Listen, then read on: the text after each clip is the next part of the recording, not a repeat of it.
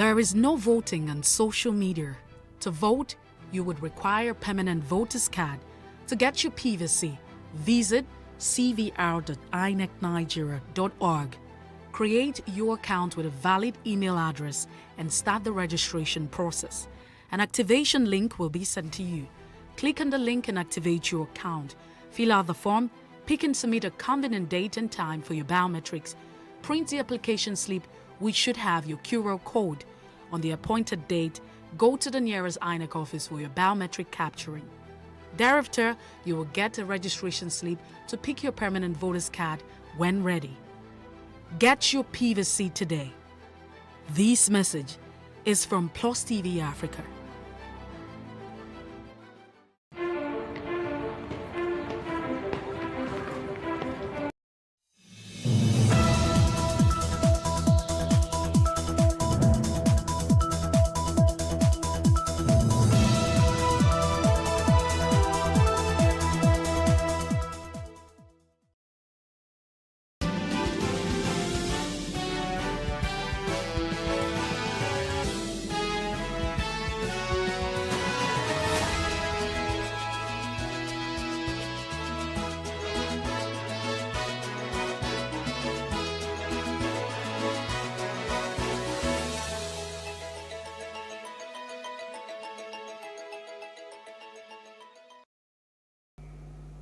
Good afternoon, I am Adebanke Odunui, and this is the news brief. The Federal High Court sitting in Umuahia on Friday nullified Section 84, subsection 12 of the newly amended Electoral Act. The court said it was a violation of the provisions of the Constitution. The court held that the section was unconstitutional, invalid, illegal, null, void, and of no effect whatsoever, saying it ought to have been struck out. Nduka Edede, a lawyer and chieftain of Action Alliance AA party, had approached the court in the suit that had the Attorney General of the Federation as the defendant. Our client approached the Federal High Court to determine whether Section 84, subsection 12, when read together with Sections 66, 107, 137, 182 of the Constitution is not inconsistent.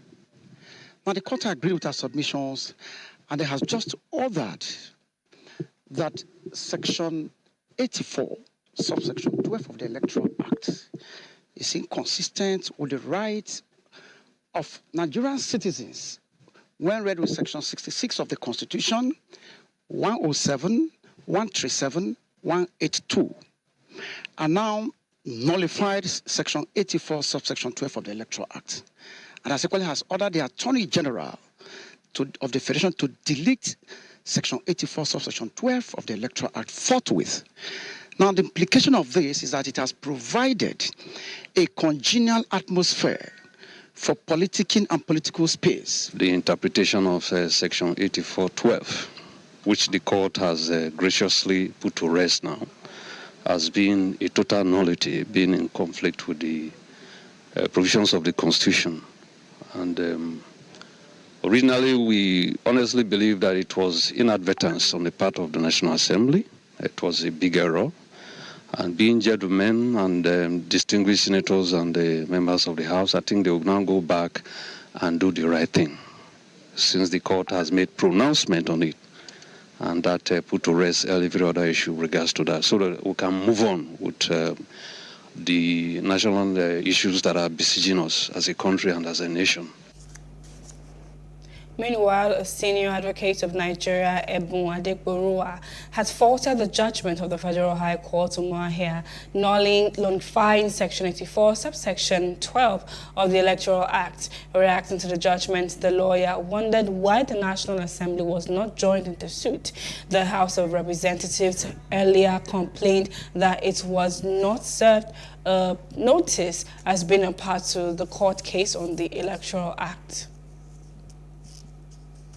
A high court in Abuja on Friday vacated an order stopping the National Convention of the All Progressives Congress APC billed for March 26th. Justice Bello Kawu gave the judgment, arguing that the political party cannot be sued by its member. The judge relied on a recent Supreme Court judgment, Aguma versus APC, to conclude his ruling. The ruling followed the twist in the leadership of the ruling party as it plans for the convention. The argument profiled by first and second defendant with respect to seeking setting aside of the order has no nexus whatsoever. So they have invoked the position of immunity that the second respondent has. But the truth is the order wasn't made at the second defendant. The order was directed at APC. APC enjoys no immunity. So if you look at the nexus, how the court arrived at setting, it is at variance. There's conflict. And so we'll look at it. If there will be need to appeal the decision, we will. But for now, we are bound by it. The order has been set aside. The substantive matter is coming up on the 30th, and we'll be ready for it. Usually, a member of a political party does not have a right to take the party to court. In any case, the court, because of the argument, in the wisdom of the court decided to vacate the interlocutory order and adjourn the matter, the substantive matter, to be heard. 5 of the aspirants for the national chairmanship of the All Progressives Congress APC may have dropped out of the race, leaving the field for a tight contest by 7 top members of the party. Only the 7 met the deadline for submission of their nomination forms. Preparations for next weekend's convention, from which a new national executive committee of the party would emerge, moved into a higher gear yesterday after a high court in Abuja vacated an order stopping the national convention. Members of the APC in Bayelsa State have been urged to put aside their differences and work towards winning the next governorship election in the state. This call was made by a chieftain of the party, Reuben Wilson, who said that residents are waiting for the APC to take over power in 2023 and deliver the dividends of democracy to them. Our correspondent in Bayelsa State, Jesse Esse, completes this report. The APC in Bayelsa State has been facing some internal crisis since its victory in the 2019 governorship election was nullified by the Supreme Court over pre-election matters. Despite the setbacks, Reuben Wilson has not lost faith in the party. He has formed a socio-political group, Reuben Initiative for Good Leadership and Accountability, which has been reaching out to aggrieved members and reconciling them ahead of time. So my organization is to put in a good structure so that leadership can play out. That is why we say that we are here to bring all aggrieved members together. APC is one and we love ourselves. The leader of the party in the state, Chief Timothy Silva, he's a very good man and he's trying. The governorship aspirant then that won election is also a leader that is trying. Elekin Lukubru is the senator and former minister, is also trying. But what we are doing today is to bring everybody one food. He also used the opportunity to call for the constitution of the NDDC Substantive Board so that the region can feel the impact of the commission. I wonder why Mr. President refused to constitute the board. Now it's just one-man business. The minister and Aqua. Anything minister said is final. Anything Aqua said is final. Aqua doesn't even pick calls. Nobody is going there to beg money. The only thing we want him for him to pay the contractors, those jobs that were done, constructed and handed over to the commission, pay them. People are there fighting to get commission percentage before payment. So NDDC, for now, I don't think that commission is for Niger Delta or for people. He advised the Minister of Niger Delta Affairs and the sole administrator of the NDDC to stop running the commission as their private company. Jesse Esse for PlusTvAfrica. Stakeholders in Ogun West Senatorial District have agreed to work together to negotiate infrastructural development, education, and capacity for the economic prosperity of the zone, even as the general election approaches. The APC in the district says the people must be treated better in the next political dispensation. They promise to use the combination of lobby and clamor when the time is due. Speaking on behalf of the party faithful was a three-time gubernatorial candidate in the state, Boyega Nasir Isiaka, maintained that the zone needs to be well informed about the level of socio-economic, political, and structural marginalization affecting the growth of the zone. Aside the infrastructure that we need, because what we lack most really in Ogun West is road. If you have road, there will be opportunity to market so many things. There's land for people to do quite a lot of things, but because of road, the state of the road, this is why this is not good. So we will combine our zeal to attract the development of our infrastructure, to our knowledge and capacity to attract investment to develop the area. I think that is in the main. Of course, education is very important. That is one thing we cannot run away from. I thank God that in terms of that, the area is not lacking compared to other parts of the state. But we have to continue to push this. We have to continue to push that we have the right kind of education for our people, and that is it. However, Isiaka urges eligible voters amongst the citizens to get captured in the ongoing INEC voter enrollment in order not to be disenfranchised. No, not just political parties, it's actually all of us, even non-politicians. I mean, at the end of the day, governance is an environment will get the best of leaders they deserve. And if you want to have your best of leaders, you have to encourage participation. So everybody actually should be involved in this.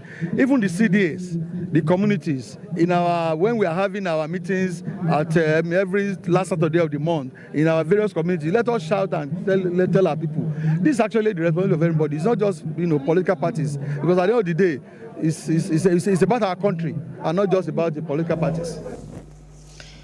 The immediate past 260 councillors in Enugu State have reiterated their unflinching support for Governor Ifeanyi Ugwuanyi in the forthcoming 2023 elections, acknowledging him as the leader of the People's Democratic Party, PDP, not only in the state but in the entire southeast geopolitical zone.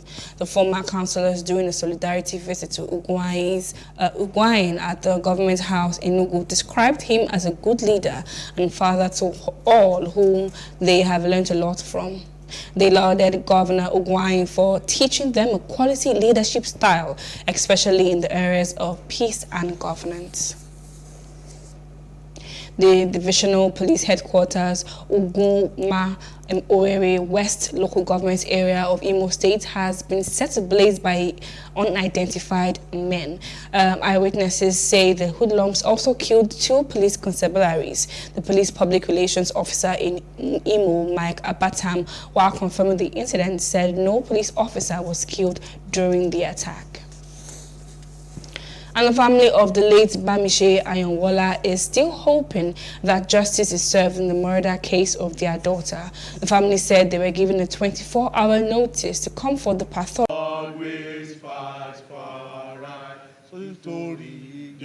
In the latest development concerning the death of Bamishe Ayonwola, the counsel to the family, Ayo Ademi-Louis, says they have communicated their rejection of the short notice of the pathology test to the State Criminal Investigation and Intelligence Department, SCIID, Banti, Yaba, Lagos. We received an invitation from the State Criminal Investigation and Intelligence Department to the fact that the family should come for an autopsy on the corpse of late Bamishe Ayonwola, who is the symbol of this struggle. We communicated our rejection of that autopsy, which was slated for yesterday being 17th day of March. We do reject the autopsy of yesterday on the basis of the fact that it will be conducted by the Lagos State government pathologists alone. We also further contended that the Lagos state government is a franchisor of the franchise agreement between the Lagos Bus Services Limited, the Lagos Metropolitan Transport Agency, Lamata, and the Lagos state government. We are calling for a 2-week period within which the family can assemble a team of pathologists. The brother, Pelumi Adekunde, who spoke alongside the sister Onokpemikpo Anyanwola, queries why someone in government would call for Bamishe to be buried. You know, somebody called my mom from the Lagos state government, and they were talking about burial. I think that is very, very premature at this stage. Why being in haste to bury Bamishe?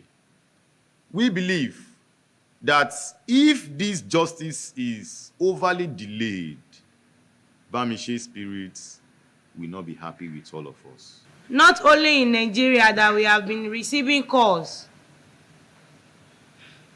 We appreciate you all. I don't really have much to say. Just to say thank you. Please. We don't know how you will help us more till justice is being served. The death of Bamishe Anyanwola has generated reactions from Nigerians concerning the safety of traveling in government-operated vehicles. However, it is a call for action to the government to ensure that those responsible are brought to book. More still needs to be done to ensure the safety of residents. Paul George, PlusTV News. And moving on to other parts of Africa, Zambia's fourth president, Rupiah Banda, was laid to rest on Friday, one day after a state funeral. Banda died last week, aged 85, and was buried at the Embassy Park, the burial place for presidents in Lusaka. President Hakainde Hichilema led other mourners who included foreign dignitaries at the burial service, marking an end to a 7-day mourning period. He was not afraid to show and express love. Our goodbyes, either on the phone or in person, were often punctuated by an I love you. And indeed, this was more so the case in the later stages of his life. He let us know that there is no shame in showing love or tears. President Banda, as I said yesterday, will remain in our history books as a distinguished leader in our country.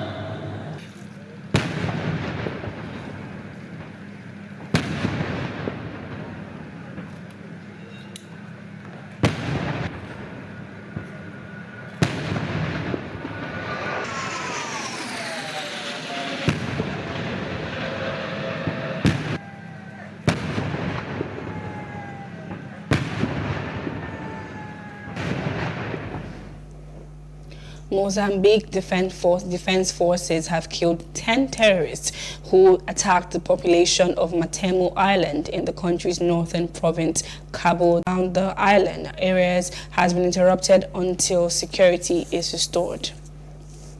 And outside Africa, Ukrainian President Volodymyr Zelensky has called for comprehensive peace talks with Moscow, saying Russia could otherwise need generations to recover from losses suffered during the war. Zelensky said Ukraine has always offered solutions for peace and wanted meaningful and honest negotiations on peace and security without delay. Zelensky said Russian forces were deliberately blocking the supply of humanitarian supplies to cities under attack. Norway's Joint Rescue Coordination Center's JRCC says a U.S. military aircraft with 4 people are 1% of the country's import bill in the review year. Data tracked from Nairametrics from the Foreign Trade Report released by the National Bureau of Statistics (NBS) shows that the amount recorded in the review year is 150% and 166% higher than the 107%. And moving on to entertainment news, a reality TV show, The Real Housewives of Lagos, is set to start airing exclusively on the video streaming platform Showmax on the 8th of April with new and CEO of a luxury hair brand.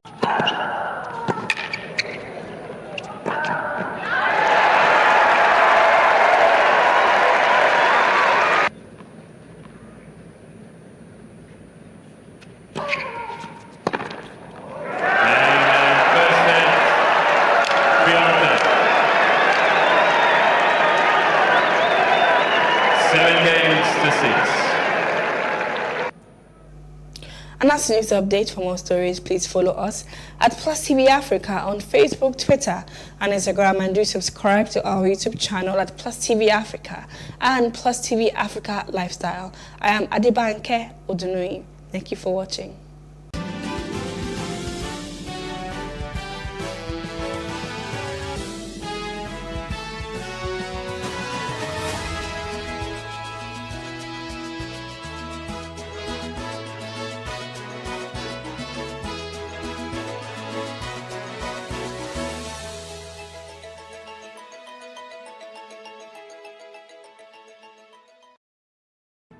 There is no voting on social media. To vote, you would require a permanent voter's card. To get your PVC, visit cvr.inecnigeria.org. Create your account with a valid email address and start the registration process. An activation link will be sent to you. Click on the link and activate your account. Fill out the form, pick and submit a convenient date and time for your biometrics. Print the application slip, which should have your QR code. On the appointed date, go to the nearest INEC office for your biometric capturing. Thereafter, you will get a registration slip to pick your permanent voter's card when ready. Get your PVC today. This message is from PlusTvAfrica.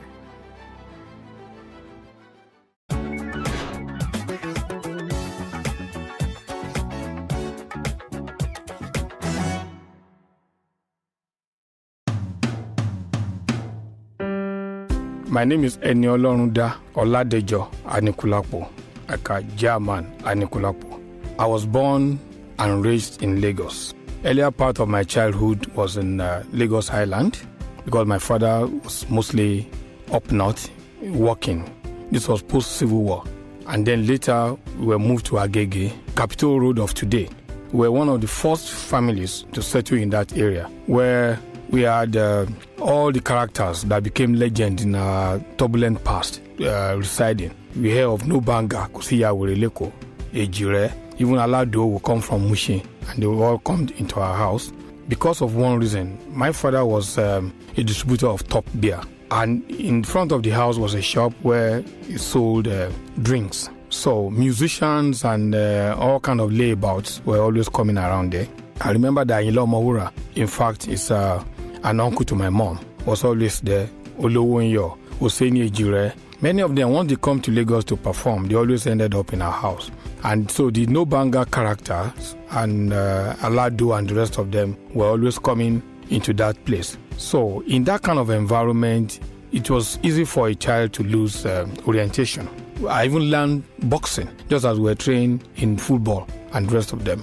But there were values that he instilled in us, the value of education. He ensured that we, the children, especially the boys, we had to participate in the building of the houses. So we were the bricklayers. We were the, what they call people. You know, you have to mix the sand and then you put it on your head. And I still have the mark on my head today. Because he said you cannot live in a house that you did not participate in building it. You never appreciate it. For instance, we had to go and walk. Not because he was poor. He wasn't poor. If he had a car and he had more than 4 houses at that time, he wasn't poor. But he ensured that we went to work in factories located in our neighborhood. Wahum. I worked in Wahum. I worked in Guinness. Many of those places, Bisco, where you really have to go overnight and then you not sleep, then you come back in the morning, you're almost dead. I remember my mom would always fight him that why do you have to send this boy? He said they have to go and learn the value of work.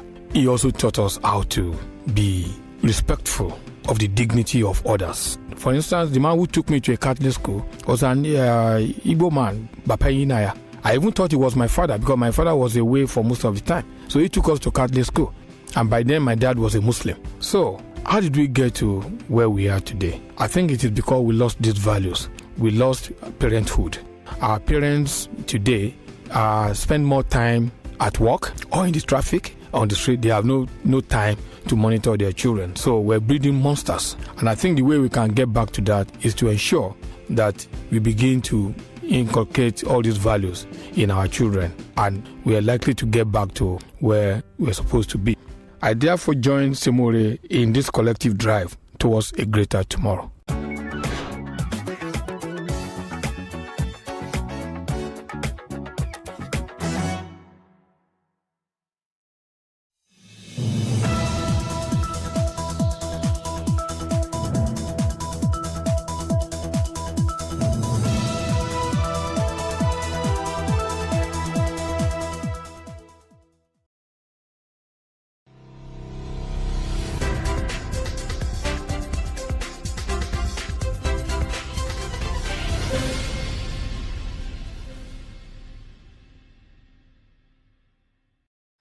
Welcome to another episode of Ladies Talking Business, a business lifestyle show where we break down the concept of business to its simplest form.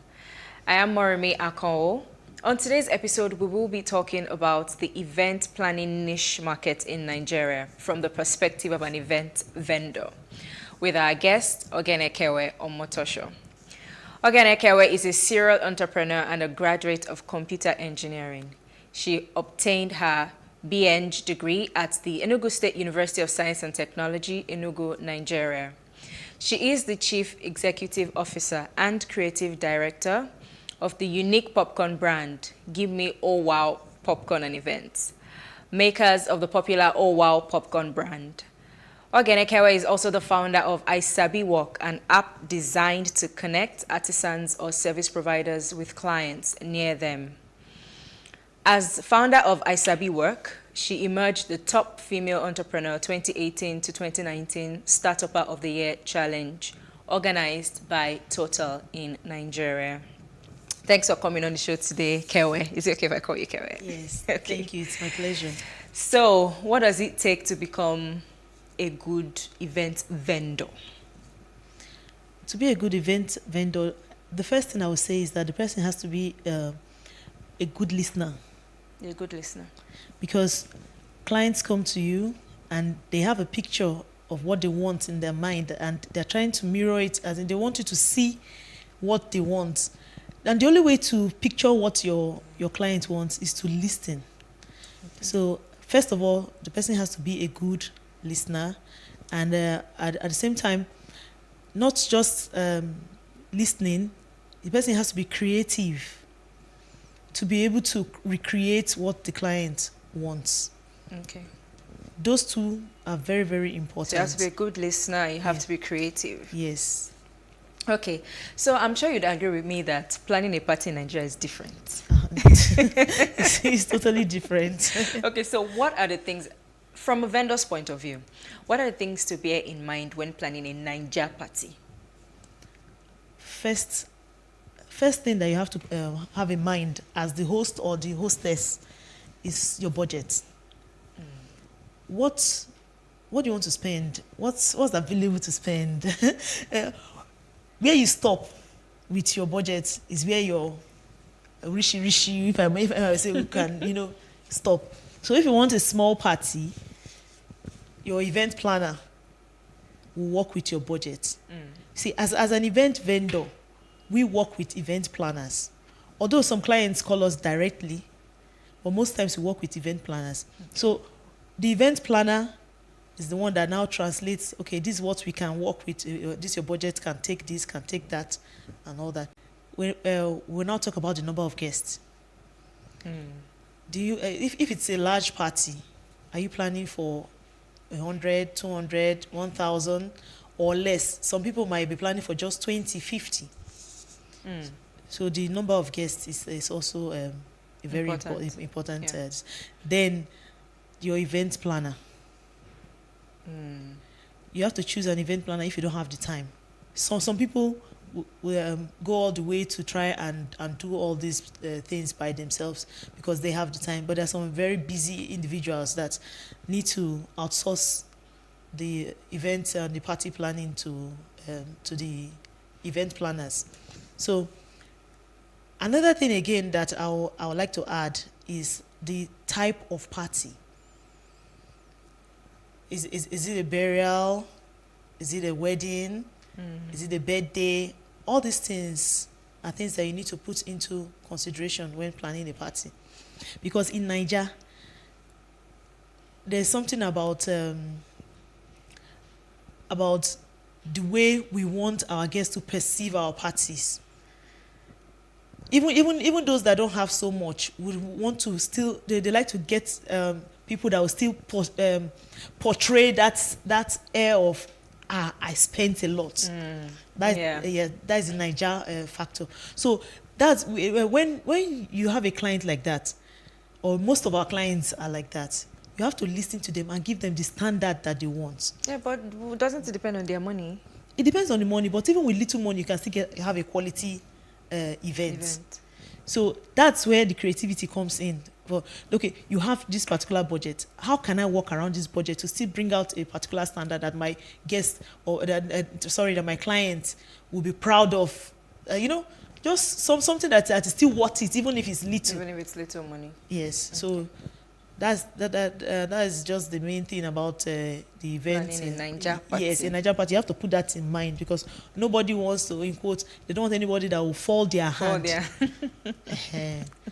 Yes, so I know you're in the kiddies space. I mean, well, more often you play in the kiddies space. So how do you best plan and cater to kiddies parties in such a way that it's memorable for the kids?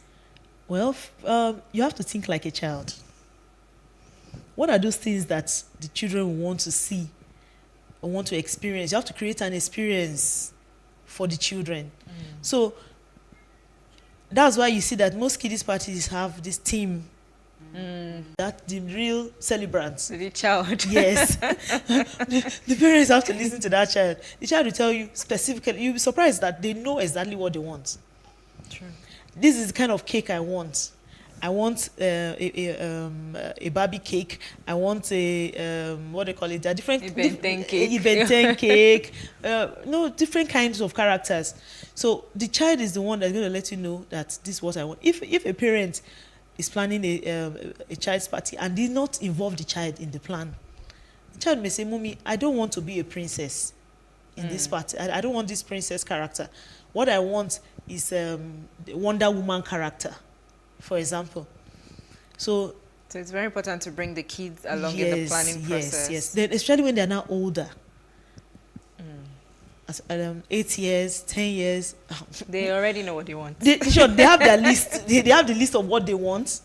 They are already event planners on their own. So it's just for them to be telling the main event planner that this is what I want, and they look out for it. They want to experience. For children, it's all about the experience. I agree. We'll talk more about this shortly. Okay. We will go on a quick break now. Please stay with us.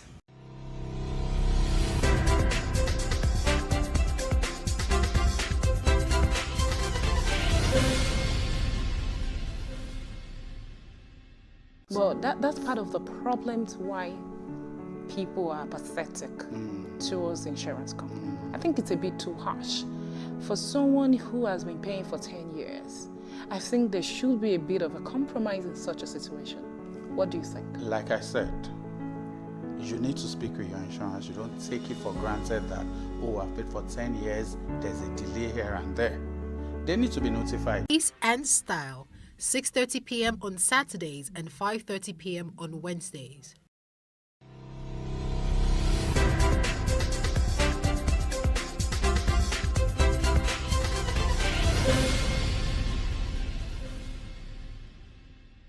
Thanks for staying with us. This is still Ladies Talking Business, and our guest is Ogenekewe Omotosho.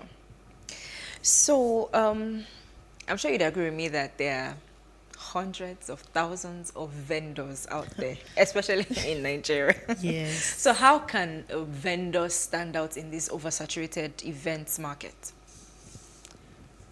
Well, standing out is first of all being able to recreate something different, a unique piece.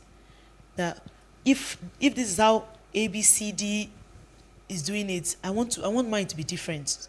So they can easily pick you out of the crowd. So creativity, you have to be creative. Okay. To say, if people are shaping theirs like this, I want to shape mine like this. If people are using this kind of word from everybody. Okay. So, just like I said, there are hundreds of thousands of businesses, vendors, who are also small businesses. In your own opinion, what do you think is the best way for them to scale up? Because there's so many people. So how can I scale up, make more money, or make money in my industry? First, you have to think big. Think big. Yes. Look at yourself, where you are right now. Okay, I want to be so and so place. I want to be at a particular level at a particular time. So that's someone already thinking big. But some people are just content with what they have right now. In short, some people actually underprice themselves. Just so they can get more. Just so that, yes. At the beginning, it's okay. It's actually okay to start with a few free jobs, just to create awareness that this is what I do. But by the time you now start getting more clients and people are getting to know you, and you now realize that, wait, I want to grow bigger. That's thinking big. I don't want to be on this level. So first, the person has to think big to say you want to go to the next level. Then the second thing again, you have to delegate. Because I personally, I like doing things on my own terms and my designs. When I started, I was always at events. I would want to arrange everything, take pictures, do this, do that. Then after a while, I realized that you can't continue doing this. If you want to really grow, you should be able to delegate. And when your process is also standardization, setting processes that this is how it's done and all that, then you have to now replicate. That is part of scaling. By the time you've been able to hand it over to certain workers, people that work with you, and you see that, yes, they are getting, after training them and all that, you see that they're getting it, then you can now replicate to another. Because initially, we started with only one event per day. Right now, we've been able to scale to 3-4 events a day. Oh, wow. And I don't even go to events. Don't show your face. I don't go for events anymore because I've successfully delegated the roles. So that country, then you are going to burn out. I'll put a cap on my time limit. I say 6 hours because of the African what they call it, African time in Niger. So an event is supposed to start by let's say 12 noon. So I usually ask them, what's your setup time? So they give us a setup time, probably 10 a.m. or 9 a.m. And my workers are already there by probably 8, 9.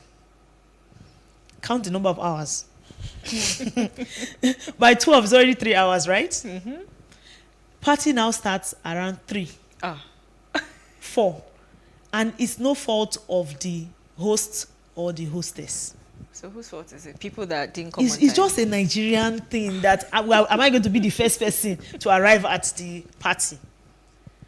So imagine someone that is like our own now, what we do now is not very perishable. Imagine those doing jollof rice, fried rice and all that. And you have to now keep that for how many hours? So timing is a major challenge that we have as vendors.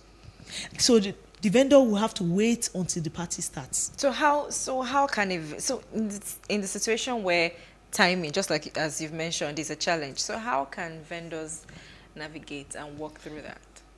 Well, it's going to take a while, but we'll get there. In other countries, especially in the West, they charge per hour. In Nigeria here, you cannot try per hour.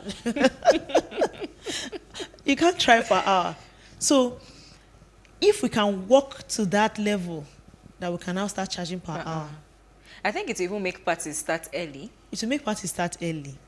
And the host or the hostess or the party planner also have to work on emphasizing the time. especially on the invitation card. No Nigerian time. No, yes. My 2 o'clock is 2 o'clock. My 12 is 12. I'm telling you, a party that starts by 12, you see people strolling in by 5. That's like after party kind of thing. Yeah. I've been to events where the party is supposed to start by 1 p.m. By 3, the whole place is still empty, and the hostess was already panicking. She was like, people. I said, just calm down. That's what happens. I was also a guest there too. So, and because the lady was my friend, I saw the tension and the way she was just. I told her, I said, calm down. You see them, and guess what? They rushed in about 5, 6. There was no seat again.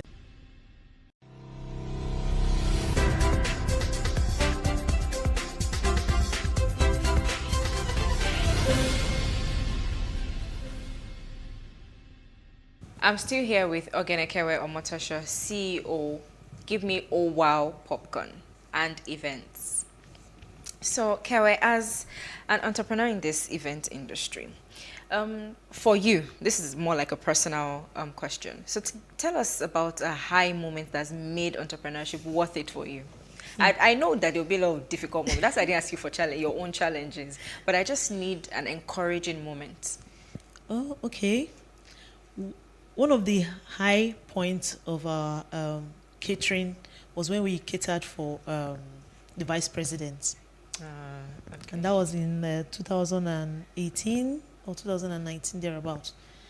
So I got a call as in like a normal, regular call that I wanted to cater this and that. I didn't know who we're catering for. I gave the regular price, everything. In short, it was towards the end of the year, so we're no longer taking jobs. I don't know. I just felt like, okay, let's just take this. It's just one more. I think it was on the 26th of December, thereabout. I was like, let's just do this one. So I didn't know it was Professor Sibajo's house until the day of the event when they sent the venue. I was like, wow. Wow. So that one, I went there myself. I know that feeling. I was like, I had an event I was supposed to attend with my husband. I just begged my husband. I said, please, this one, I want to go. Oh, amazing, amazing. So, in talking about entrepreneurship, who are some of your inspirations? Okay. And why? Well, my major inspiration, especially in Nigerian industry, is Mrs. Funke Bucknor. Yeah. Okay. You see, working with her brand, because we've done some jobs with them. You see that she has set processes in place. The workers are polite, and there's a relationship. So, just watching everything that I don't think she even does a lot of work anymore. She has put things in place. I admire the work that she has put into place and the way things are running. I was like, okay, they can have several events in different locations without so much stress and all that. She's a role model. Okay, give me another one. Well, there are many others, but I'll mention who will I mention now? Okay, maybe I should take you off the hot seat. I'll take you off the hot seat. Okay. Okay, so what's the future of the event planning industry? Because even though you're a vendor, you're still part of this industry. Yes. So from your vendor perspective, what's the future of this industry? It's growing exponentially, because the demand for events is still, it's on a daily basis. Nigerians. But I thought the economy was hard. No matter how hard the economy is, Nigerians are happy people. We must celebrate. One good thing about Nigerians is that we celebrate both our small wins and our big wins. We must celebrate. So another aspect that I see for the event industry is, as the growth takes place, there will be more professionalism, more dignity in labor. Because there's some people you see that some guests look down on vendors just because this vendor is probably doing bole and fish, or this vendor is the one doing the juice or whatever it is at the event, and they think that they are below or whatever. Most of these people are graduates. It's because there's no job. So they created jobs for themselves. And gradually, because more educated people are going into this event industry, you see that a lot of changes, evolution going on in this space. And before you know what's happening, abroad, they offer event planning in universities. Yeah. But in Nigeria, I don't think there's any school offering event planning. I don't know. I stand to be corrected. So when, as we grow in this industry in Nigeria, you see that there will be more respect for event planners, vendors, and professionalism also for them. They want to improve on what they've learned. They want certifications and all that. And that's a good one if that happens. Yeah, very important. So very quickly, before I let you go, what's your advice to your fellow vendors out there who are pushing, amidst the economic crisis and everything going on in the world right now?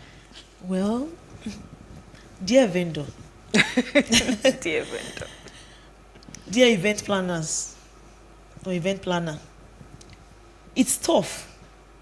It's actually tough, but we keep pushing. We are Nigerians. We never give up. So what I would advise is that you work with what you have until opportunities come for you to grow. Be consistent in what you're doing. You never know who is watching. So whatever you're doing, you wake up, show up for your business every day. Just be good at what you do. Create relationship with your customers. Let people see what you've done for them and also refer you, because referral is a very, very important part of our businesses. Even though we advertise on social media, we do a lot, but referral. So for every job that you get as a vendor, do it with all your heart. Well, thank you so much again, Ekere, for coming on this episode of Ladies Talking Business. Thank you for having me. You're welcome. Thanks for joining us on this episode of Ladies Talking Business. Do join us this same time next week for another episode. Don't forget to follow us on PlusTvAfrica Lifestyle on YouTube to catch up with our programs. I'm Moremi Akonwo. See you next time.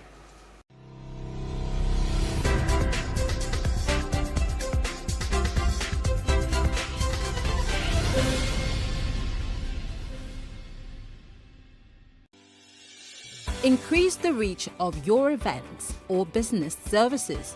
To advertise on Plus TV Africa, please call 0906 000 5719 or 0909 040 8408, or send an email to marketing@plustvafrica.com. Plus TV Africa. Big stories live here.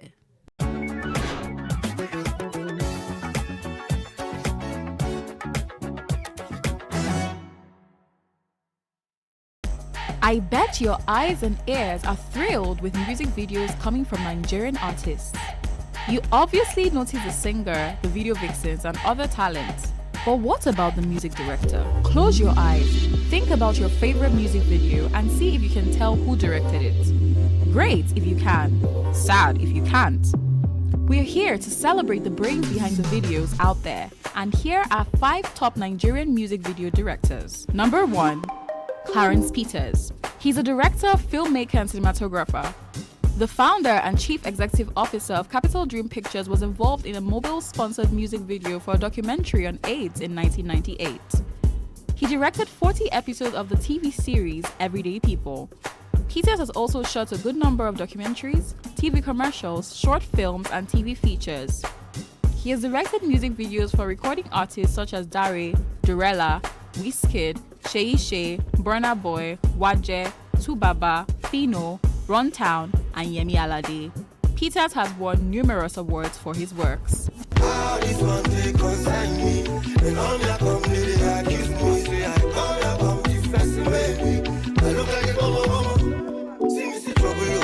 Number 2, TG Omori. Also known as Boy Director, TG Omori is a Nigerian music video director and cinematographer. He started directing at 15 while overseeing stage plays at school and church. He began making videos a year later but took it up professionally at 18 after graduating from Pencil Film Institute. This made him the youngest professional filmmaker in Nigeria. He has worked with Olamide, Wizkid, Burna Boy, Techno, Kiss Daniel, Fireboy DML, Fowls, Timaya, Naira Marley, and many others. Pass it down. So I put the Ferragamo when I pass it down. Put some Gucci on that booty cause she kill a man. That's why she don't want to push, she wanna stick around. But she say that she love me cause I'm sexy. And I tell her that she lying, that she flexing. She be screaming, I be screaming, we be reckless. But I know that she be liking makeup sexy. Number 3, Meji Alabi. This London-born Nigerian filmmaker, director, photographer, and producer has worked alongside Beyonce, Burna Boy, Wizkid, Davido, Tiwa Savage, Popcan, Goldlink, and Nasty C. He directed Shay Shay's Murder in 2014, a move that gave him the desired attention in Nigeria. Alabi also worked with Wizkid on his Made in Lagos album. He's a co-founder of JM Films with Jimmy Adesoya. And I tell you my God, you know my style, you know big chance, then it's all up, eBay. If you say you get the man, then you wanna try, you could go die, baby. You've been a landslide for a long time, but then no one believe me. All up when I come back, you one try, but you do I'm if it's easy. Number 4, Dami Twitch. His original name is Owolabi Oluwadamilola. Twitch started with photography in 2013 before going to full music production in 2017. That was the year he shot his first music video for Burna Boy and Yonda. He has gone on to shoot visuals for Fowls, Burna Boy, Olamide, Lil Kesh, Victor A.D., Simi, Peruzzi, Meokun, Leah, and Davido.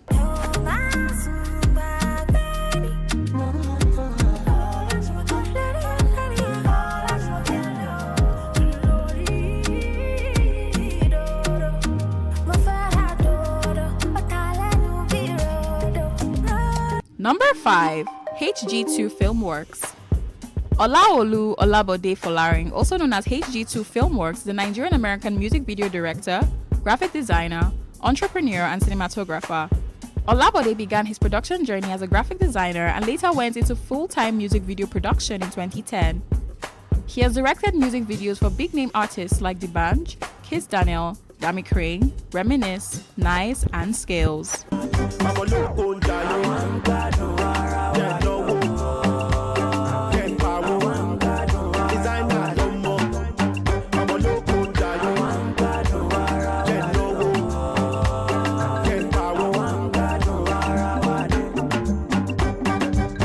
You will agree with me that these directors bend over backwards to churn out massive videos for our entertainment. And such, they deserve more than enough accolades for their contributions.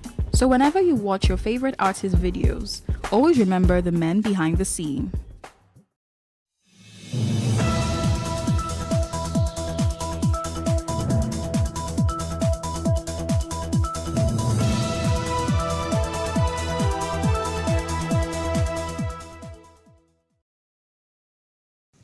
Now, fuel shortages in Nigeria, Africa's largest oil producer, have caused domestic airlines to cancel some internal flights and delay others this week. Now, Air Peace, Nigeria's biggest carrier by passenger numbers flying to Dubai and Johannesburg, said it was likely to experience flight disruptions on Wednesday and in the coming days due to jet fuel scarcity. Another carrier, Arik Air, delayed almost all its flights on Tuesday and cancelled others. It said that, adding that there was no certainty on the situation in the coming days. Now, despite being Africa's largest producer, Nigeria imports nearly all its jet fuel, which has nearly doubled to as high as 625 naira a litre since December. Now, global jet fuel prices have hit a near 14-year peak as Russia's invasion of Ukraine triggered a surge in the crude oil market, hitting airlines and passengers with steep cost increases. Those are one of the issues that happened in the world of business in Nigeria. Welcome to Business Insight on Plus TV Africa. I am Justin Akadonye.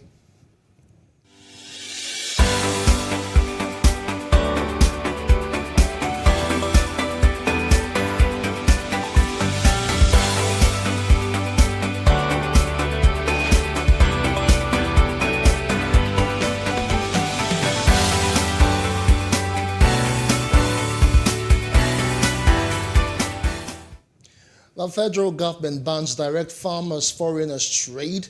Telcos concede a phased rollout of a weak purchasing power. These and more rounded up Business Nigeria this week. Take a look.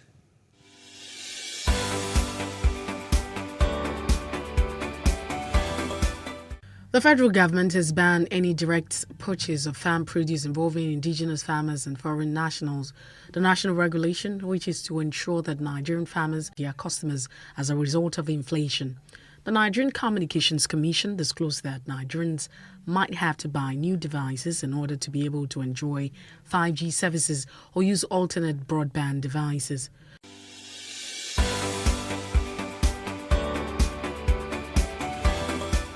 The federal government says its inability to meet the oil production quota allocated to Nigeria by the Organization of Petroleum Exporting Countries is due to the lack of investment in the oil and gas sector of the economy. It said the lack of investment was due to the recent spate of exit by international oil companies such as Shell and ExxonMobil from Nigeria's oil and gas sector. The Nigeria's OPEC quota is pegged at 1.8 million barrels per day, but in the last few years, the country has struggled between 1.3 and 1.4 million barrels per day.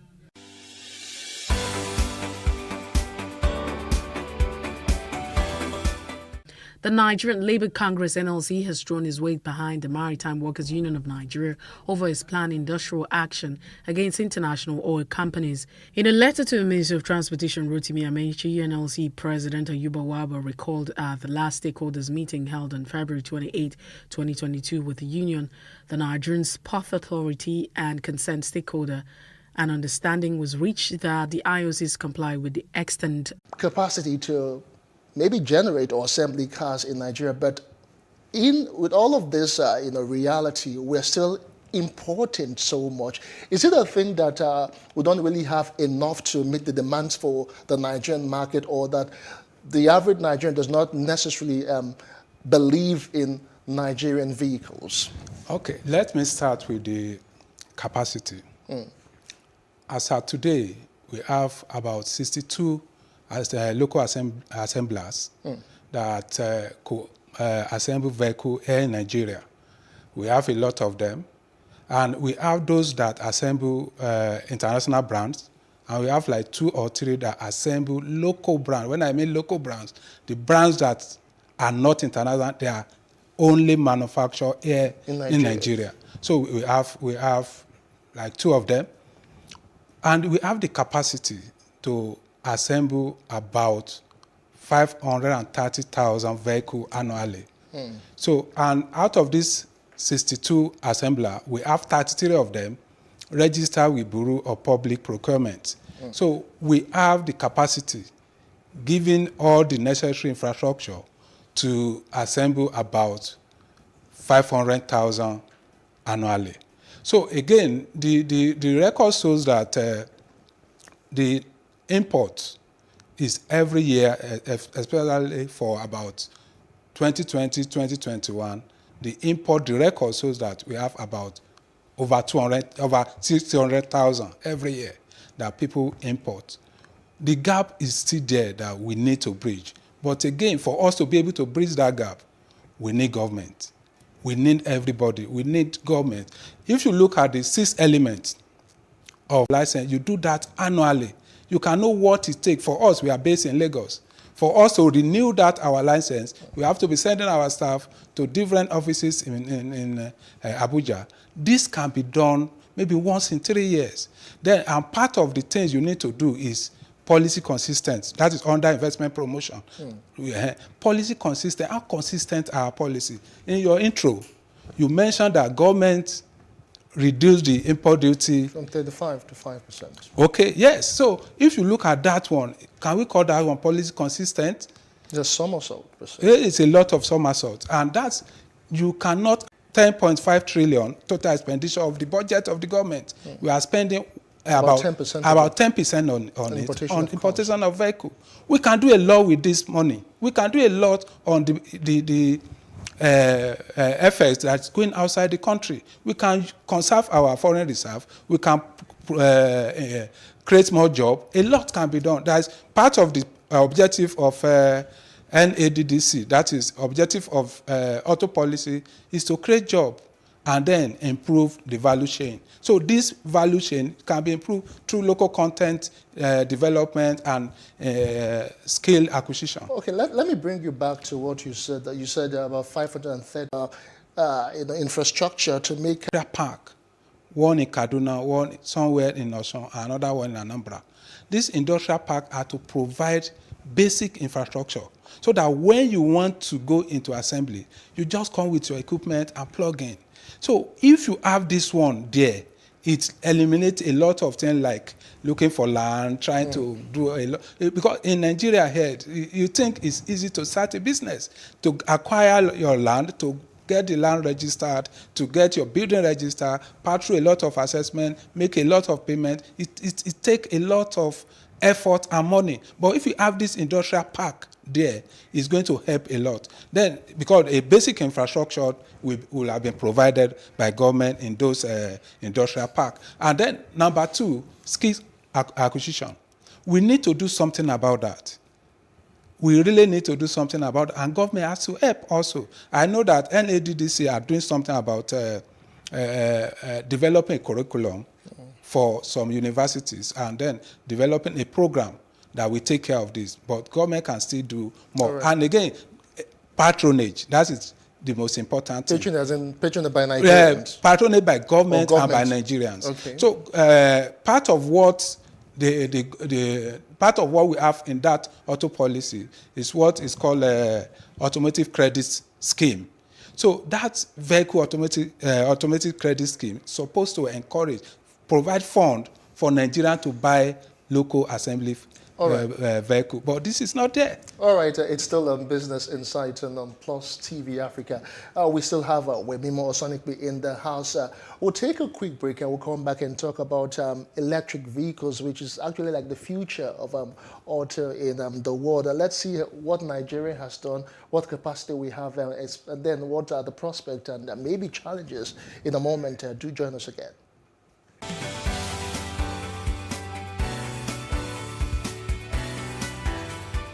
How can we have peace without justice? Plus Politics. It's not just another political conversation, it's about keeping you in the know. The relevant interviews, asking the tough questions to those that matter. Get the answers you need. Does it mean that the people who were injured, people who were shot at, those who were involved in that stampede are not going to get justice? It is unfortunate, it is sad that we have a government of deaf and dumb. Analysis from top experts. The last election was not really an election. We feel that Obasanjo has a very special place in his heart for hating Ijaw people. I think it really boils down to two things. One, trust and accountability. Plus Politics, every weeknight at 7 p.m. on Plus TV Africa.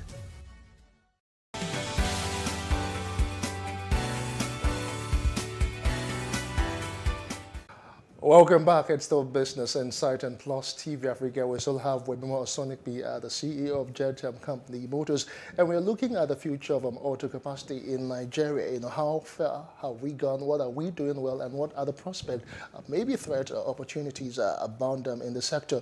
And just before we went on the break, we're talking about electronic vehicle. The world is seemingly moving in that direction. What are we doing in that light in Nigeria? I understand that there has been an EV bus cargo in Nigeria.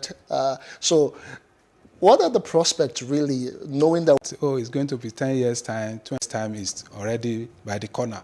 So because of that, we decided, like for example, I know that Jet Motor Company has released... okay, you're going to pay commercial for that. Let's not talk about what Jet has released. Okay. I know a lot of vehicle, a lot of assembler has released, at least 2 assembler has released electric vehicle into Nigerian market. And I know a particular one that's already in Nigerian market, and they are doing well.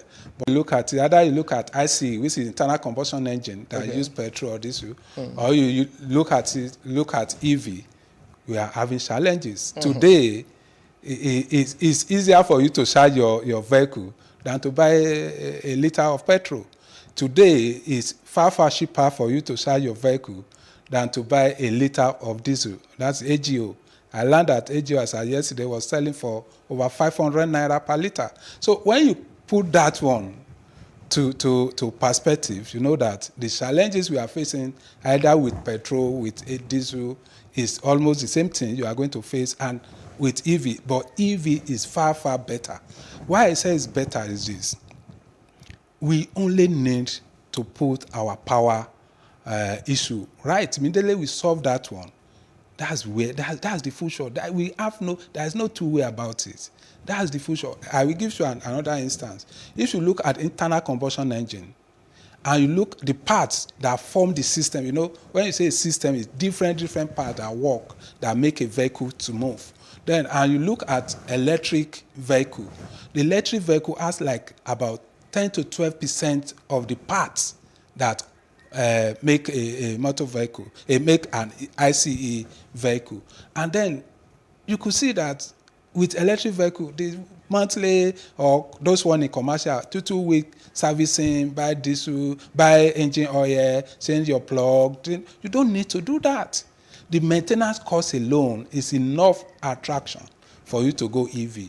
And why people are saying power, but again, here we are, where in this studio, we are using power, which means the same way we are saying there is no power, people are using power every day in their home, in their offices, doing their business. At cutthroat prices. Yes, you can say at cutthroat prices, but again, at that cutthroat price is still far, far cheaper to maintain than to use ICE vehicle. Okay, let's leave that as we round off this particular discourse. Now, let's talk about the contribution of the automobile sector to the country. How well is it really doing as regards to what it is adding to the GDP in Nigeria? Yeah, the auto, as I said initially, we have the capacity. We have about 62 companies already registered assembler, and they employ, as at according to Minister of Industry, over 4,000 employees are already working in auto assemblers, assembly companies in Nigeria. So that contribution is, and gradually we can grow that one in terms of employment, in terms of skill acquisition, and in terms of value chain that we are talking about. The value chain is we have some plastic we use in vehicles.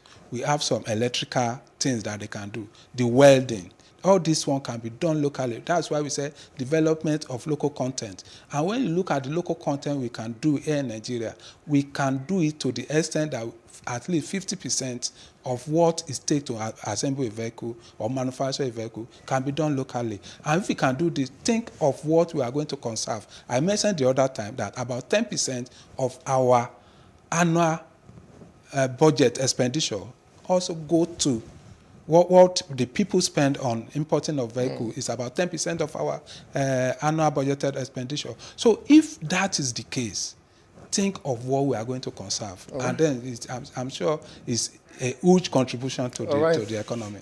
All right, thank you so much. Nigeria really has huge opportunities, and if we did the right thing, I'm sure we will be blossoming in this particular sector. Sir, a very big thank you to you, Wemimo, for joining us on the show today. Thank you for having me.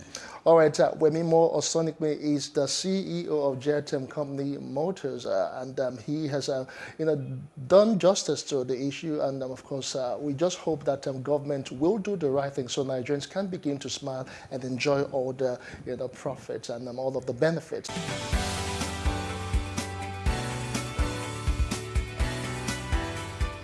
Before we go, poor nutrition costs Nigeria over $1.5 billion in GDP every year, threatening the health of citizens and the economic potential of the nation. Now, fortifying staple foods like oil, flour, salt, and sugar with key vitamins and minerals is one of the most scalable, sustainable, and cost-effective tools to combat malnutrition in Nigeria and worldwide. That was the main thrust at the 4th Annual Nigerian Food Processors and Nutrition Leadership Forum to announce progress in fortifying staple foods with essential vitamins and minerals. That's the size of the show for today. I am Justin Akadonye. See you again next time.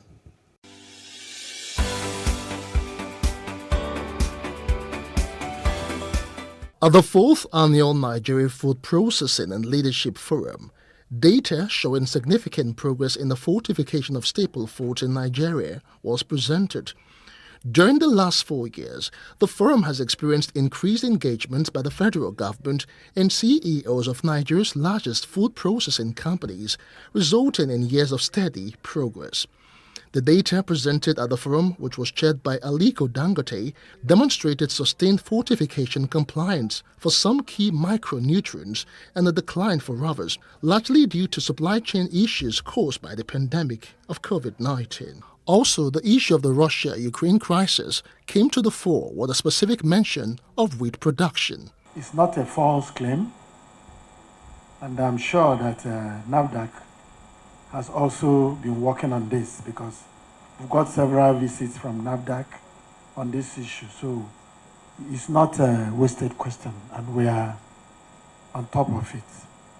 We are also working on not just the saturated fats, we're also working on use of multi-purpose tankers and trailers in conveying vegetable oil, and we are working with NAFDAC on that. As of today, prices of wheat have gone up. Now, there's a lag in the system that comes because of inventory controls and inventory management, but it is something that we need to be sitting down with government today to discuss about what measures can we put in place to alleviate what is coming down the road. Russia and Ukraine, they do almost about 13% of the world's urea and then 26% of the world's potash. And then phosphate also, they are one of the largest in the world. So, and that though has actually, gone up. There will be scarcity of food generally, because people will not be able to access fertilizers going forward. And we will not see the effect now, but in the next 2-3 months, this thing is going to show. Fortifying staple foods has been proven to be one of the most cost-effective and scalable tools to combat malnutrition and save lives.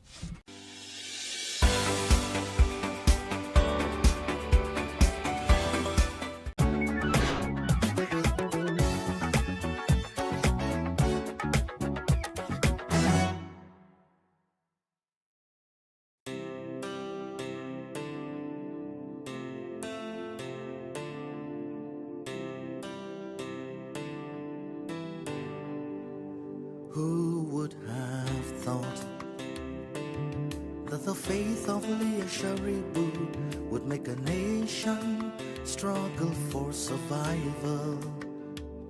Who would have thought that a line from the Bible would be stronger than a rifle and make this girl just to die down to the night? She's the hero of faith. Heroes of faith, the scar from the battle is their greatest title, not silver or gold.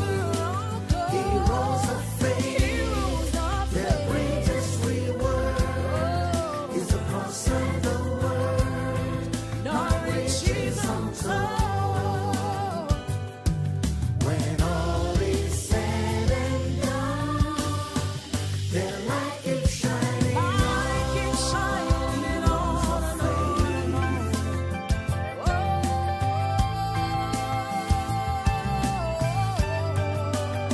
Who would have thought that 4 years would go by and the nations would stand by in silence and pretend no wrong was done? Who would have thought that no amount of darkness can quench the smallest light? Oh, daughter of Zion, keep shining on. You're the hero of faith. Heroes of faith, the scar from the battle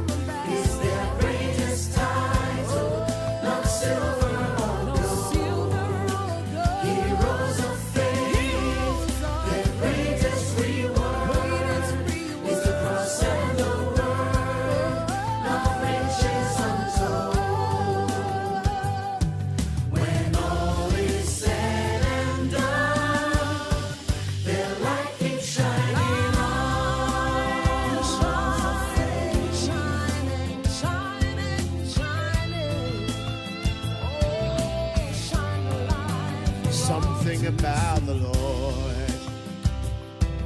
His love is his power, And there is no lover that can give his life and die for his friends.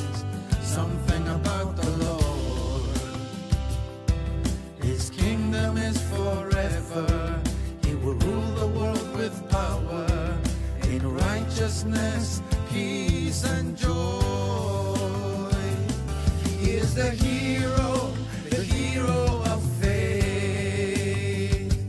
Oh, heroes of faith, the scar from the battle is their greatest title, not silver or gold.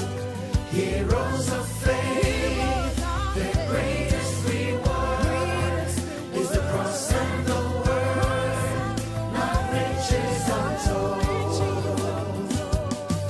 When all is said and done, their light keeps shining on.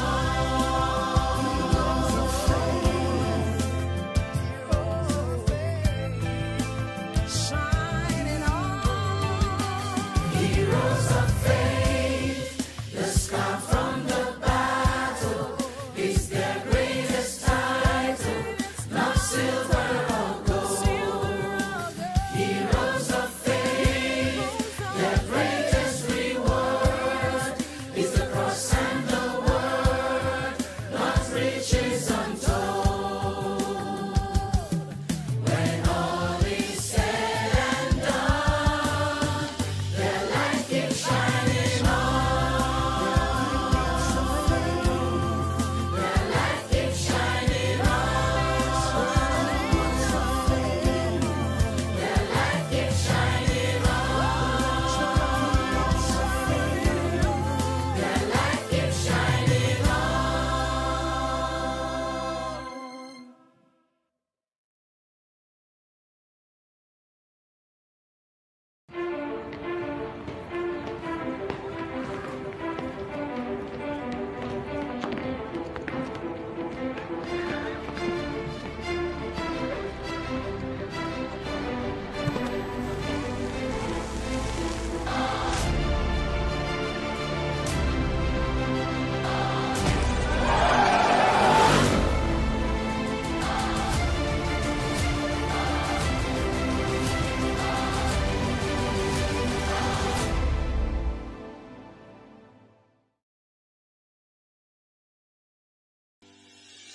Increase the reach of your events or business services.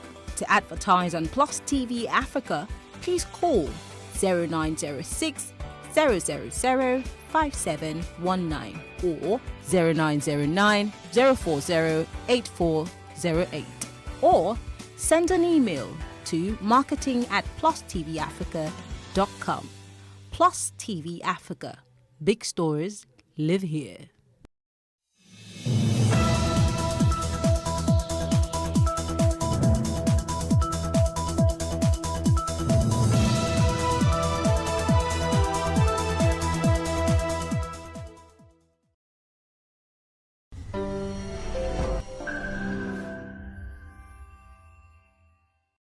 Hello and welcome. On this episode on One-on-One today, I'm speaking with a professional with over 18 years experience. His name is Aziz Abida. Now, those who have worked with him say he possesses strong leadership qualities and management skills. He has worked in about 12 industries, including general management, corporate finance, portfolio management, investment banking, private equity, and financial advisory. He's the former CEO of IHS Rwanda, one of the top 10 largest companies in Rwanda with an estimate of 50 million annual revenue. Thank you so much for joining us, Mr. Amida. Thank you for having me. Thank you for your time. My first question to you is, like, you've done all of these things. What are you up to now? Well, right now I left IHS in September, so I decided to take time to write a book and I consult for a lot of companies now, about 3-4, on structuring themselves for growth and helping them position themselves for funding and the rest. Then also spending some time setting up my foundation to, give back to society as we go. Yeah, so that's more like. So now that you're in control of your own time, are you busier than when you worked for companies? Yes. Right now, I can't remember the last time I slept before 3 a.m. I still get my 6 hours daily, but I sleep almost 3 a.m. daily now. Because, you're in control and you just feel like this needs to be done, this needs to be done, this needs to be done, this. And then you're juggling. Before it was like one company you're working for. Now you're juggling about 3 companies together to make sure, okay, yes, tomorrow morning we need to go for an investor presentation, make sure this is ready, and things like that. So it's much busy now. Yeah. Okay, so every time we hear this word corporate governance, how do we ensure that companies follow through with it? We only just being another tick box exercise. I think we are beyond the age of corporate governance being a tick box now. It's now investors, companies are looking for, there are very few companies out there that are not looking for funding. And when you talk about those, when you look at the companies that are looking for funding, investors are very focused on those sort of things. You cannot just come to an investor and he says, okay, if I give you money, how do I ensure it's safe? So those are areas that are really becoming more and more critical. So if you treat it as a tick box now, you'll most likely pay for it really big. So corporate governance is extremely important, especially since 2008 when we have this whole financial crisis, and it's been that way since then. So you have US implementing Sarbanes-Oxley and a lot of other policies coming into place to ensure that you can protect stakeholders in a business through corporate governance. So yeah, I don't think any company would ever treat it as a tick box anymore. It would be difficult. Okay, well, if you say so. Now let's talk about leadership. Okay. In Nigeria, everybody goes on about how we have a leadership problem. And every time when we talk about leadership, we look at politicians, we look at government agencies, and we assume that corporate organizations, private-owned companies will do it better. But some of them have leadership challenges. Why? Well, I would say, I think some of them is a big understatement. There is no way you don't have a leadership challenge, one or the other, whether small or big. It's the degree that varies. So if you go to some of the most advanced companies you have in the world, you would be surprised what you find when you get to their leadership. So, but the important factor to understand about leadership is that everyone is always learning on the job. We treat leaders as if they are these super robot human beings that are just there, they can't make mistakes. They would make mistakes, but they make it in different degrees. And a lot of them realize, they take a step back, and then they go forward again. So, but what differentiates a leader from every other person is actually that bird's eye view, that, okay, even if I'm making a mistake, I still see the impact on everything. And then you just start filling in pieces. So you can't really say that there is no challenge of leadership anywhere. Private organizations have a lot, from controlling politics to controlling employee engagement to making sure everybody is equally treated. It's a lot of problems on the leadership side. So yeah, I don't think it's private organizations have it better scenario. Well, we all assume they have it better. I've never assumed that. Okay, now let's talk also about finding. So this CEO is about to resign. Why is succeeding him always sometimes like a challenge? Why is grooming leaders to succeed people a challenge sometimes? Well, you can't really know a successor is good until he succeeds. So it's like I always say, if I have you as a staff, you're fantastic at what you do. Then you tell me there's another guy that is behind you. I could tell you, okay, yeah, that guy is there. But the question is, you're going, I know what I get, but I don't know what I'm going to get with the next guy. So it's like an investment. You want to invest in something. Do you know the return? No. Okay. So technically, it's a bit difficult to go to the point. So succession planning is always something that would be a problem. So, but what companies are now doing is to make sure that even if we don't know what we're going to get, at least we can pass as much knowledge as possible to the next person. Then you introduce mentors when they take over. Okay, how do you... So like for me, when I was leaving IHS Nigeria to IHS Rwanda, I was director of FP&A for 7 years in Nigeria. Okay. Then I went to Rwanda as CEO. Now, somebody took over after me, and I spent a lot of time saying to the person, okay, how do you need to do this. These are the sort of relationships you need to build. These are the areas you need to go. So that sort of mentorship helps a lot in succession, but it is never risk-free. It's impossible because you still have the ego. You still have a lot of things that comes in place. And then you have the unwillingness of the person that left to give that person the chance to do it. So it's a lot of variables to juggle around. So yeah, it's always going to be a problem. Is it not possible that beyond, even though of course the leader makes the company, is it not possible to create a system such a way that regardless of the leader, we're able to develop whosoever might want to succeed the CEO or the MD when he's leaving? Is it possible to ingrain it even from when they come, when we take them in as trainees, so ingrain it just before they move up? Well, yeah, it's possible, but the point is, if you want to test that theory, let's take a country like the US. Most of these guys that are leaders in the US, they go through schools, the best schools in the world, come through one of the best political systems in the world, but do they end up being the best leaders in the world? Not really. You really can't. Mr. Amida, let's come to our country. No, but I'm trying to stay away from. Why? Because I just also feel like Nigeria. So it's fantastic that you made that analysis. They go to the best schools. Yes, it doesn't always mean the same, but like in the schools, in learning, there's some. They're doing projects, they're doing like different things. But Nigeria is, like we say, man no man has brought this person in, whether he has the capabilities or not, whether he has I don't even really like to look at degrees, because I always say that degrees is not character at the end of the day. I agree with you. And at the same time, I always feel it's a personal journey. What you do as a leader defines a lot about you in terms of what you've. Leadership is something that until you take it, you don't really know how much variables are in front of you. You think you want to do. I said, that's the best experience in my life. I would do it anytime, any day, because it gives you so much. The pressure is huge. The government wants something, they call you. Your boss wants something from your holding company, they call you. Everyone that wants anything relating to that brand would call your name. So it's a really different ball game. So how do you balance that? Well, you need to find a lot of balancing everyday stuff. One, I like to distract myself a lot. I like to take myself away from work significantly. I play games, I go play games with my friends, go watch the game. Just do something that takes me away completely from everything.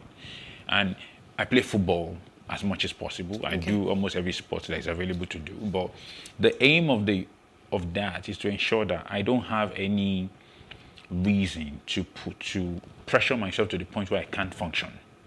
And that's important, because you could really go hard on everything, and then next thing you find out, boom, you're taking it out on the staff, or taking it out on a peer or something. It's really hard to master. So I don't really believe, I believe systems work, but when people take roles, they decide what they do with it significantly. There are controls in place, but they still have a lot of role to play.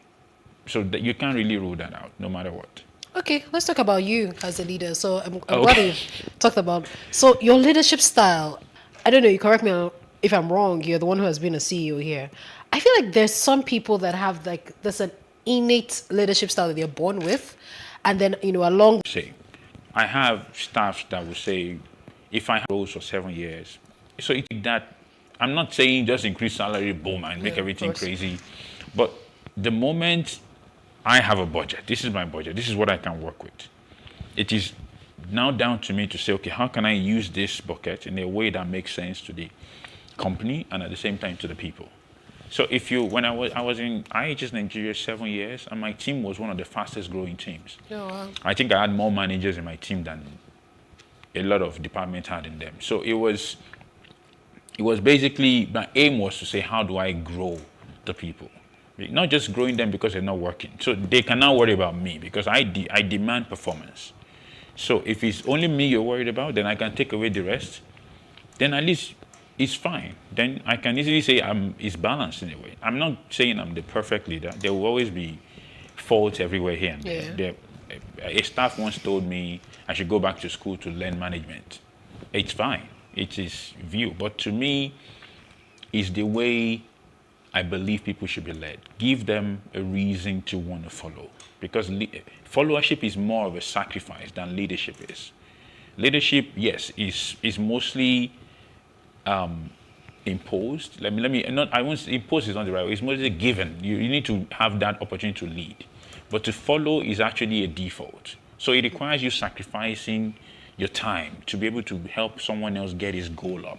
Okay. So to me, I don't take that for granted at all. So people is extremely important in my leadership style, but every other thing is left to debate. People can tell me, oh, is this, is that. I don't know. But that is a constant. Okay, let's take a quick break. We'll take a short break. Mr. Amida is still with us, talking about leadership and leadership challenges in a corporate organization. Stay with us.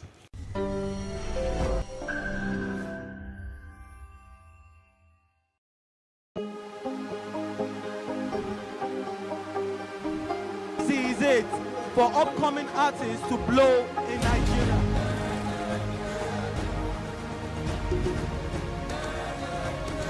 Welcome to Plus Trending. I am Bookie November, your host, saying thank you for joining us on today's episode. Welcome back. It's tea time on PlusTvAfrica. Practice makes perfect. I'm not perfect yet, but I'm a lot better than I used to be. He's a king. He's entitled to marry 100 if he wants to.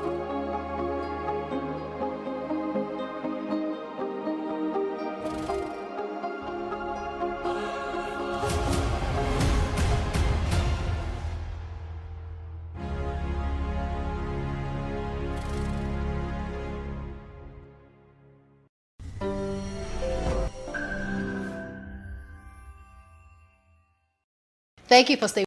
I always say if your worry is about targets, most likely you don't have the right people. If your worry is about a lot of things, people would make everything happen. But if you cannot sort that problem out, it's impossible to conceptualize any other problem, because you will spend your days dealing with, oh, maybe you're overpaying one person compared to the other guy. This guy is not happy. This lady here wants to be somewhere else. You spend a lot of time around. There'll be a lot of friction in the organization. So to me, having the right team that could work together, creating that environment that people could say when they wake up in the morning, they don't feel like they are under any pressure to come to work. You know, I once had two staff who got into a very big conflict, and it lasted for a while. And I remember there was a time I was speaking with the manager. One was a manager, and they were like one reports to the other. So they were, and I said to her, I said, the important factor for me is that at the end of this whole thing, at no point should this lady feel she doesn't want to come to work. So I'm not going to tell you how to run your team, but just know my concern is that she needs to be happy with the job. So if you feel this conflict makes her happy, it's fine. If you feel it doesn't make her happy, then get it resolved. So it's important to understand that those things they're salient, because one tiny problem can basically wreck the entire chain, because what you do affects what the next person does, and it goes on and on and on like that. So if one person is not functioning well, the whole team can't function. I feel like I should ask you a little questions to that. Like, how do you ensure? Because, you know, leadership, like you said, I really don't envy leaders, because leadership is a lot of work. Yeah. You're managing someone's not only personality, whatever personality. She works better when you're able to, like, explain. Okay, you know what? Just take it easy. Go do this. Sometimes you get you get angry and you're like, oh wow, what's this? But I never really got into that position where I'm like, unlike some other people, and you're going hard at them. But then the other lady is like, she just comes to work and is like, okay. She comes and then you talk to her calmly. People say maybe it's the way she carries herself, but no, that's her personality. She works better when she's understood, when she's allowed to think. And the moment you put her under that sort of pressure, boom. It's we used to crack this joke about this friend of mine that we work in school together. We're in school, and when you go into an exam, and if that guy is thinking, and you call his name, he has failed. Oh wow! He would literally forget everything he wants to write. So everyone in the class will just say, in his exam, just let this guy be. Don't talk to him. Don't do anything. And it works. So your ability, discernment is important in leadership. So these things, they look so small, but they go a long way. People look at you and think, oh, it's just that guy that does it. But no, you're paying attention to all those things, because they are extremely important to you being successful. Interesting. Okay, let's talk about employee behavior, especially in this era of great resignation. Okay. How should leaders, handle that? How should companies handle that now? Because it's almost like anybody, if you just resign, they're going into, I was reading a CNN report, and it was talking about how a lot of people, are resigning even from the jobs that are well paid and just, moving on. Was it the pandemic? I don't know. Tell us about it. Well, it has two sides to it. I can't really confirm or say anything about the theory of the great resign, but the point I know is that people would always see things from two different angles. So there is the guys who see a different opportunity to go to. They would resign. They will go because human beings are rational. So it is impossible to see a high return and go for a lower one when all things are the same. So every time you look at them, if a man is making a decision, a woman is making a decision, they are making it because they see a better opportunity in something else. So when this whole great resign, is a person resigning for something worse than what they had? I don't think so. So the same thing would apply. So, and it comes down to what I said earlier. If you can make people believe and have goals, and you can meet their goals on whatever they are doing, they would always feel that joy to come to work daily.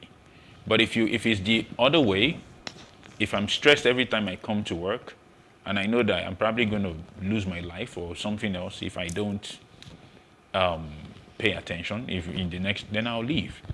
So you might call it anything, but the real problem is that everyone leaving any opportunity is leaving to what they believe in their mind is a better one. Whether it turns out to be better is a different thing. But as of the time that decision is being made, that's the background. All right, interesting. Thank you. Let's talk about work cultures. How do we create sustainable work cultures? Culture. Culture is hard because you build culture from the little things. You build culture over time. You really can't. I've seen people do presentations around building culture, but I don't believe culture is something in Yoruba culture, they say if you want to greet an adult, you bow. If you're younger than someone, you give them a title, basically. Now, how is that relevant? Was that basically a law that was made and say, boom, this is how you relate to this guy? No, we grew up. Oh, I saw this person do it. Then I'm watching. So it's the same way. When in an organization, everyone below anyone is looking at the way you do things. They see you go into a meeting tomorrow and you're on your phone. Okay, maybe it's good to be on the phone. They see you go into, it's those little things.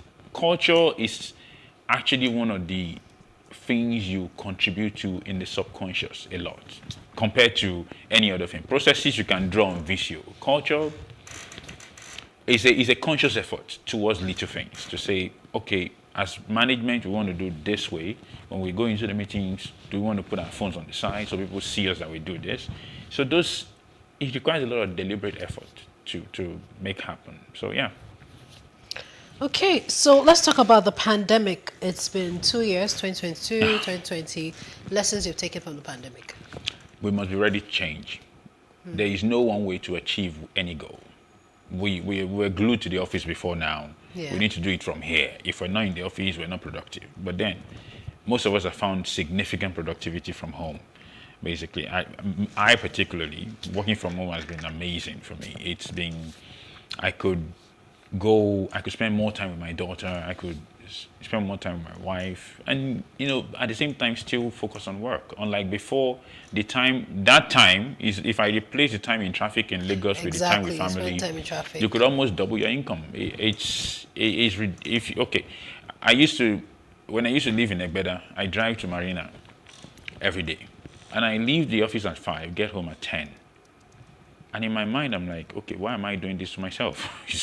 You spend 5 hours. So if my hourly rate is, let's say, even if I make 300,000 a month, it means my hourly rate comes down to about, if I'm not mistaken, that's about 800 naira an hour. 800 naira per hour comes down to 5 hours. That's literally 4,000 bucks. If you look at it over a month, you're almost paying your rent. So the question becomes, that time alone, if that guy spent it focusing on what matters, he would produce more for the company. So yeah. Okay. So for you, Mr. Amida, any regrets, any things that you wish you could have done like differently? I wish I could have been a bit more. You make how do you call it? This is a very difficult question to answer because regrets are very hard to acknowledge, more or less. But I think I didn't go through my career with a lot of humility, basically. I wish I could have learned humility earlier in life. Okay. To say, I learned it the hard way as I grew up, but I wish I could have been, a bit more. If you ask people that work with me early on in my career and people that work with me much later, you'll see a very different divide in the way it works. Maybe some might still have different opinions, but yeah, that's to be more humble, but at the same time, network more, create more relationships. There are a lot of relationships over the years that are basically allowed to okay, you know what, maybe this person is here or there. Our time is fast spent, but I cannot but help ask this last question. What difference did you notice in working in Rwanda and working in Nigeria? What was the shocking, should I say, difference? Was there like any... Just like day and night. Oh, really? Yeah, Nigeria is like brash, where we like to get it done now. Aggressive, yes. Rwandese they're not confrontational like us. So when there's conflict, they back down. So you need to be able to manage their position a lot. And I always say in Rwanda, anger is your last resort a lot of times. You need to is at the very end of the line. Nigeria, we get angry at each other, we understand, we just feel it's work, we move on. But when you get angry with the Rwandese, you might not forget it easily. It's not because it's just the way we're built. We're built differently. I think in the entire continent, Nigerians are aggressive. I think Nigerians are very aggressive, but a lot of other countries also have that aggression. But because we go into the English line when we communicate, people tend to, like in Rwanda, people are not quiet when they are speaking Kenya Rwanda. I think Rwandese are very loud when they're speaking Kenya Rwanda. But when as loud as Nigerians are. But when you go English, because it's not the comfort zone, it's a bit easier to, back down. But when you see Rwandese talk to Rwandese, you're like, okay, are they fighting? Are they not? It's really different. Did you pick up on the language while you were there? Well, the only one I know is that Oya in Lagos means let's go. Oh. In Rwanda, it means no. Oh, really? Yes. So when you say Oya, just know you're telling the person no. Meanwhile, your plan is to say let's do it. Let's go. So it's one of the areas I found very. But yeah, I learned a bit of Kenya Rwanda here and there, but not very good. Okay, my director to me. One last question: top business priorities or top priorities leaders, and I think even everyone should look out for in 2022. I think 2022 will be a very productive year because we've been. It's like a jet engine when it is boosting and it's about to launch. We've been doing this work from home / adjusting to the pandemic for about 2 years now, and it's now time for you to start seeing the benefit of that. People are now getting more and more used to the fact, and now they can produce the best of it. So I think the best things to look out for in 2020 will be huge productivity, if you ask me.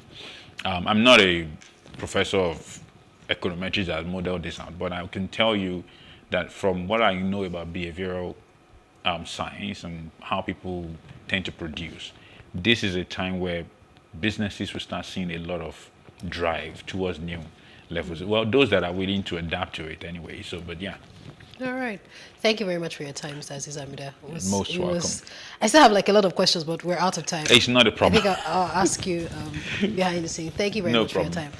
And that's all we can take on 101 today. I hope you have listened and learned as much as I can. So until I see you again next week, my name is Fumino Ajikwe.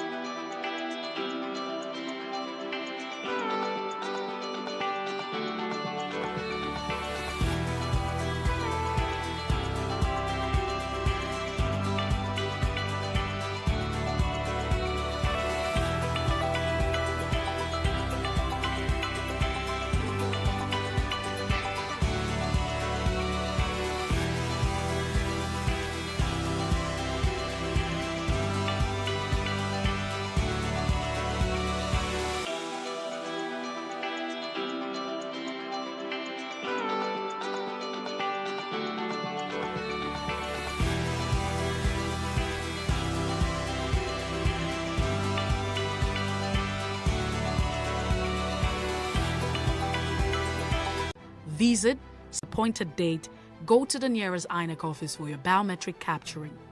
Thereafter, you will get a registration slip to pick your permanent voter's card when ready. Get your PVC today. This message is from PlusTvAfrica.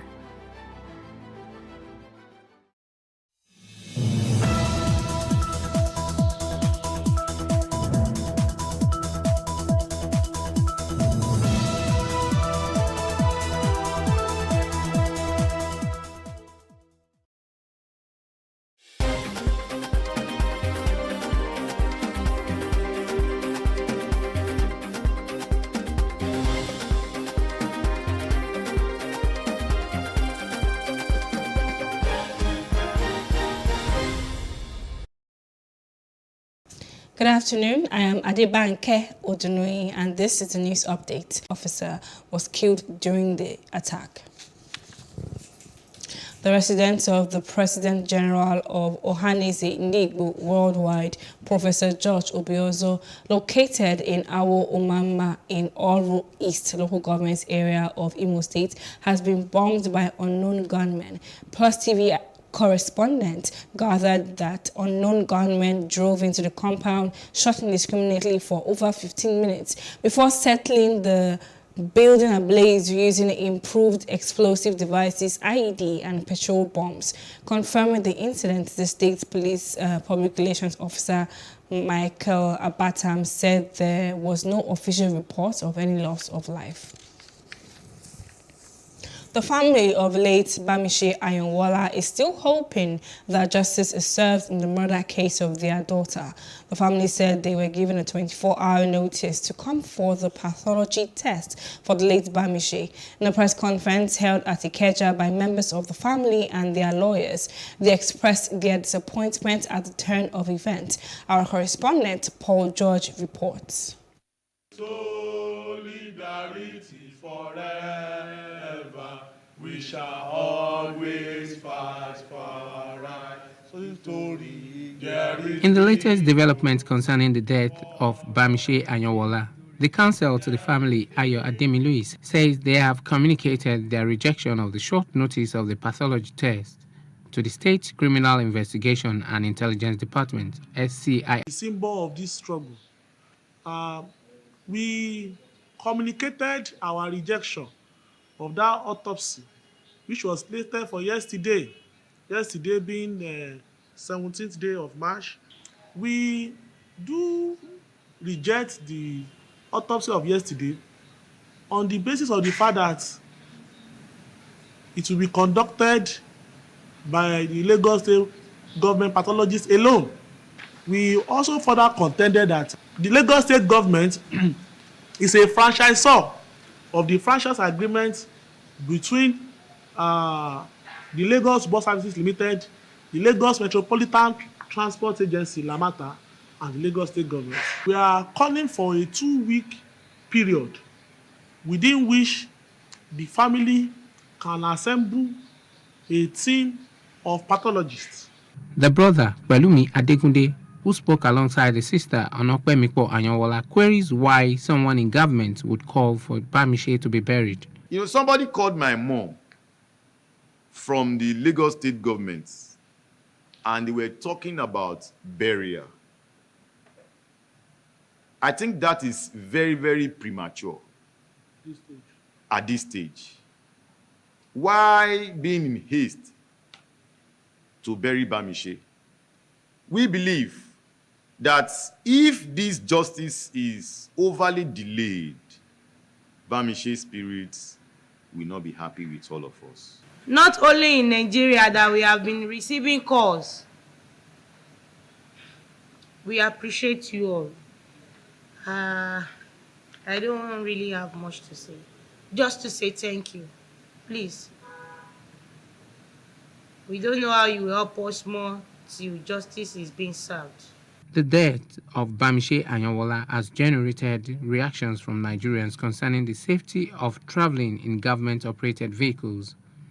However, it is a call for action to the government to ensure that those responsible are brought to book. More still needs to be done to ensure the safety of residents. Paul George, Plus TV News. The Federal High Court sitting in Umuahia on Friday nullified Section 84, subsection 12 of the newly amended Electoral Act. The court said it was a violation of the provisions of the Constitution. The court held that the section was unconstitutional, invalid, illegal, null, void, and of no effect whatsoever, saying it ought to have been struck out. Nduka Edete, a lawyer and the chieftain of Action Alliance, AA, had approached the court in the suit that had the Attorney General of the Federation as a defendant. Our client approached the Federal High Court to determine whether Section 84, subsection 12, when read together with Sections 66, 107, 137, 182 of the Constitution, is not inconsistent.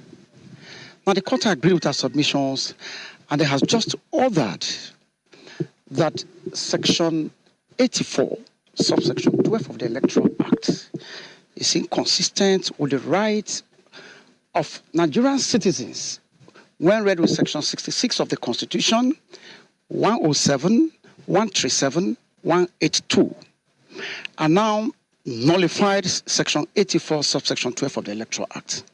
And as equally has ordered the Attorney General of the Federation to delete Section 84, subsection 12 of the Electoral Act forthwith.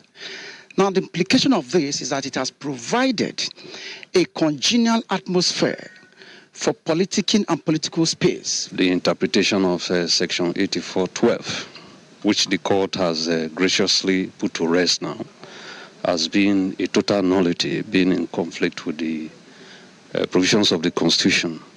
And originally, we honestly believe that it was inadvertence on the part of the National Assembly. It was a big error.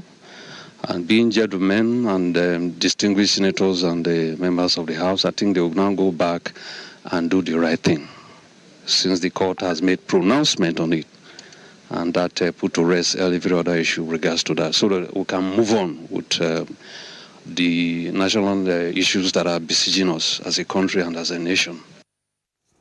Meanwhile, a senior advocate of Nigeria, Ebun Adegborowa, has faulted the judgment of the Federal High Court in Umuahia, nullifying Section 84, subsection 12 of the Electoral Act. Reacting to the judgment, the lawyer wondered why the National Assembly was not joined in the suit. The House of Representatives earlier complained that it was not served a notice as being a party to the court case on the Electoral Act of 2022. And a high court in Abuja on Friday vacated an order stopping the national convention of the APC billed for March 26th. Justice Bello Kawo gave the judgment, arguing that the political party cannot be sued by its member. The judge relied on a recent Supreme Court judgment, Aguma versus APC, to conclude his ruling. The ruling followed a twist in the leadership of the ruling party. APC enjoys no immunity. So if you look at the nexus, how the court arrived at setting, it's